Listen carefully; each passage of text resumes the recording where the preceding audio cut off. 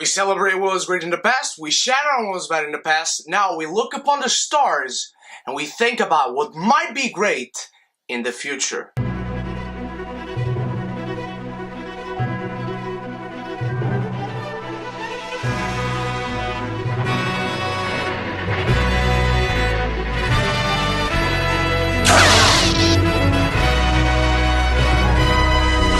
My most anticipated movies of 2017, I rounded up the list to 15 of them. I have one honorable mention. I don't know if these movies are going to be great. I want them to be great. I look forward to seeing them. I'm excited about them. For what I've seen of them so far, they are great. At least the majority of them. There's one or two that we don't know much about, but I really want to see them. So let's get right on to the first and only honorable mention.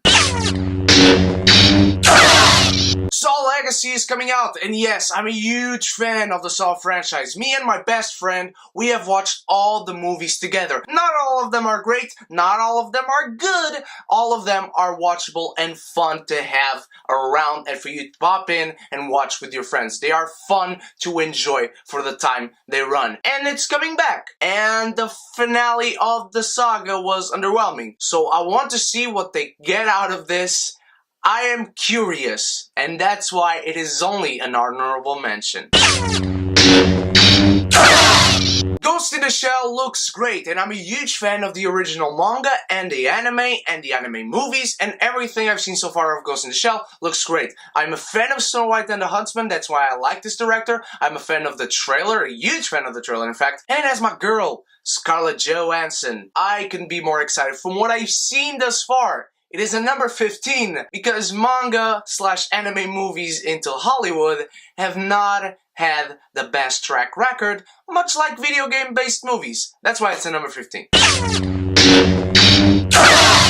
Cloverfield 2017, that's the name that it is known by at this point in time. It might be known by another name at the time this video goes up on YouTube. I don't know, but what I do know is that I love both the Cloverfield movies. They are very, very good. The last one was a huge surprise, nearly made it into my top 20 best movies of 2016, and I really want to see what comes out of this one, because it will again be so different from the other two. Thor Ragnarok. If you guys know me personally, you guys know I'm a huge fan of Thor, so you are kind of wondering why is it so low on the list. Well, it's on the list, so by that definition, it is pretty high in my anticipated list. So I really want to see this. I fear for this movie because I'm not a huge fan of the director, especially for this kind of material. I'm a huge fan of both Thor movies, even though the second one is watchable for most people and just that. But I really want to see what they get out of the Ragnarok saga, of the Hela saga, of the Planet Hulk saga. I really want to see all these storylines coming together in the most perfect way possible. I really want to see Thor back. Chris Hemsworth is great in the character. I'm a huge fan of the Thor movies. That's it. I'm just not a huge fan of the director. That's why I'm fearful. And that's why the next movie comes ahead of Thor. Wonder Woman is the movie that will be either the home run or the third strike for DC movies as far as I'm concerned. Man of Steel to me is a masterpiece now and forever. Batman v Superman was very, very disappointing. It then betters itself with the extended cut. Suicide Squad, let's not talk about it. Wonder Woman to me will make or break my anticipation and excitement for other DC movies. And that's why Justice League is not on this list. I cannot be excited for Justice League if Wonder Woman sucks. And that's why this is the only DC movie on this list. Kong Skull Island. The only thing that takes me apart from this movie is the John C. Reilly character. He can break, if he's very much featured as a main character or one of the main characters, he might break the pacing, the tone, and everything of the movie once he comes in. But as far as I know it, the trailers look awesome. This Kong looks like the best Kong we've had so far. It has Tom Hiddleston, it has Sam Jackson, it has Brie Larson, it has John Goodman. All these actors are great, even John C. Reilly is great. Just the character itself might break the movie. I don't know. I want to see it. That's why it's on the list. And this is the Kong that's going to take on Godzilla. And if you guys know me, you know I'm rooting for my boy, the ape, Kong, because I love apes. Spoilers for an upcoming movie on this list. John John Wick Chapter 2. John Wick in 2014 was a huge surprise. I love that movie. I love the action execution in that film. Keanu Reeves is a badass. I want more exploration of this world of assassins. I want to see more of the Continental, if it is on other countries, such as Italy, such as the city of Rome. Let's hope for another great take on this character. I hope they don't kill the dog. I hope Ruby Rose plays a great villain, because she's practically in everything, at least early in the year. So let's hope she plays a great character, because I know Keanu Reeves is going to kick a lot of freaking ass as John motherfucking Wick. Guardians of the Galaxy Volume 2. You guys know I'm not the hugest fan of Guardians of the Galaxy, but I still love the movie, and I love these characters, and I want to see their further adventures, and I want to see if it is in this movie that they come in together a little bit more to the rest of the MCU, so they can come in Infinity Wars and kicking more ass. I want to see Ego the Living Planet. Please give me Kurt Russell's face with a mustache and a beard, and even sideburns, I don't care, on a massive planet talking to very, very small people. Star-Lord floating in space, and here is this massive ball of dirt and rock and everything. He even might have a ring. I don't care. Ego doesn't have a ring in the comics. Let him have a ring around him in the movie for all I care. Just make Kurt Russell's face appear on a planet. Coco is here because it is Pixar. That's it.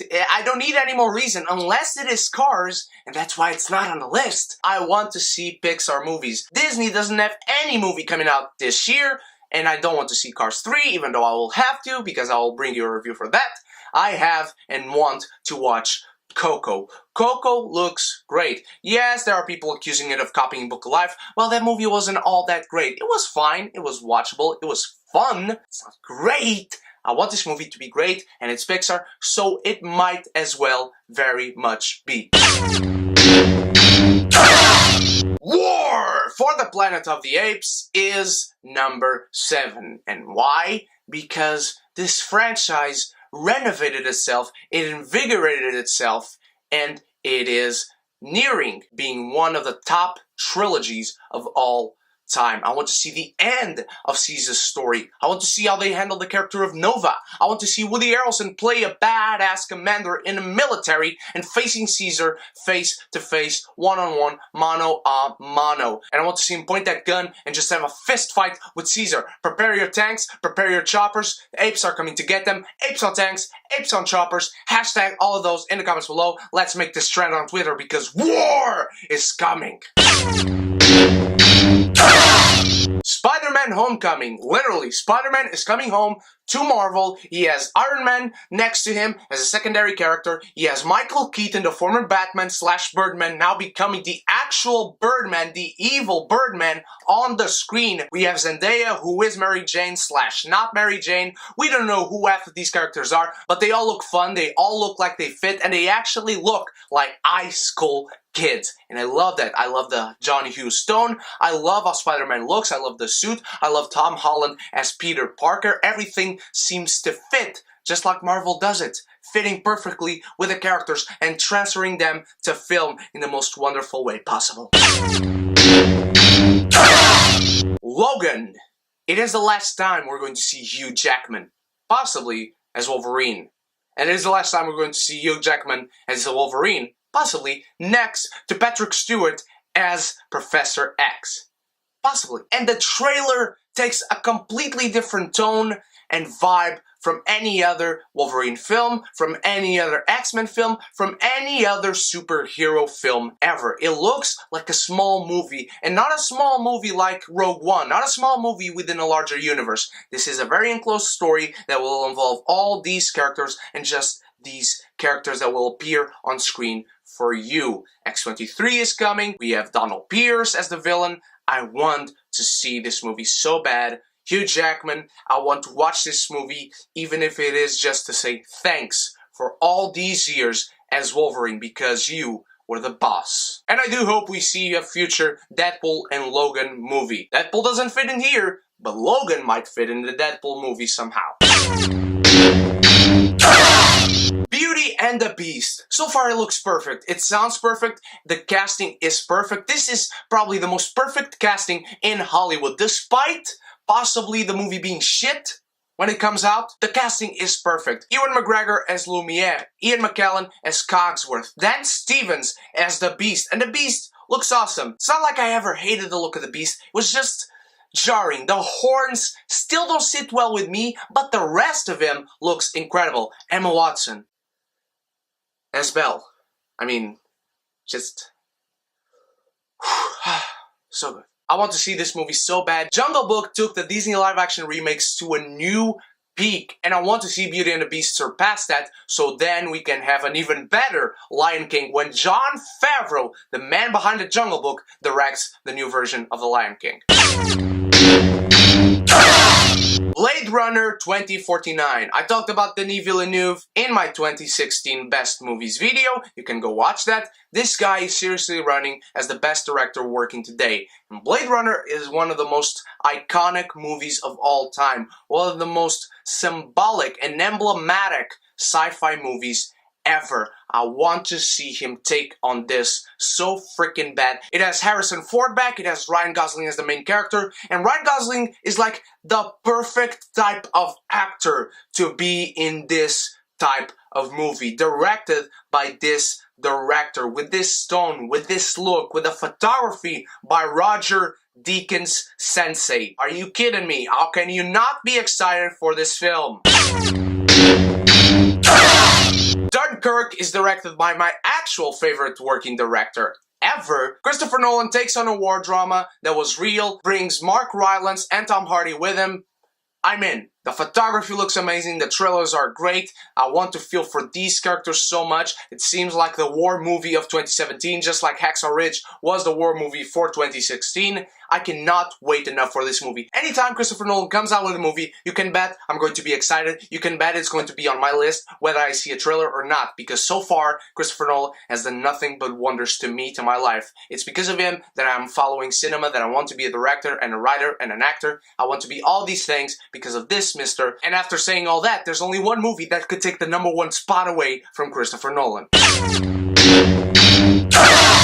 Yes, it's Star Wars. No surprise there, right? I didn't fool any of you. You guys know me very well. We're all friends here. We all know each other very well. You guys knew Star Wars Episode 8 was coming. There's not an official title at this point that I'm filming this video, but when this video is up on YouTube, it might have. And I won't be able to put it in here because the video will already be edited and done for and up on the internet. But you can make sure if anything else besides the official title comes out, I'll make a video about Star Wars, because there's never a bad thing to make a video about Star Wars, because it is Star Wars. It binds us together like the Force, and we all feel it surrounding us and bringing us together, holding hands and saying, Rian Johnson, make a great movie. That's my list for my most anticipated movies of 2017, my beautiful geekies. What are some of yours? Do you have an actual list in an actual order? Let me know all that in the comments below. If it is random, put it on random order. So I'll leave you a question for the hashtag silence Q&A. If you haven't, ask me anything you want about anything you want. There will be a giveaway, and if you ask something, you might win something. Don't forget to like this video and also share with your beautiful friends, and subscribe if you haven't, and click the little bell so you can be warned anytime I upload a video, and join the beautiful geeky community where we can be geeky united.